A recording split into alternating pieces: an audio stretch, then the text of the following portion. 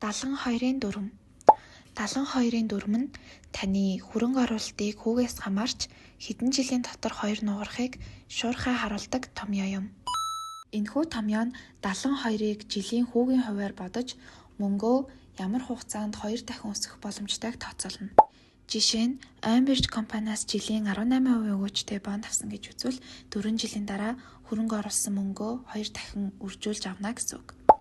Энэ үснэгтэн дээр жишээ авч үзвэл жилийн хүү ердөө 1.5% байхад 10,000, 48 жилийн дараа 20,000 болсон бол 3% болоход 24 жилийн дотор л нугарсан. 6% болоход 12 жилийн дотор нугарсан ба 12% болоход 6 жилийн дотор нугарсан.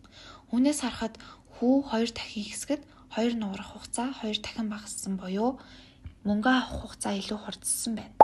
Гэхдээ 72-ын дүрм нь барагцаа хугацаа өгдөг тул нарийн тооцоололоос бага зэрэг зөрдөг болохыг мэдвэжтэй юм аа.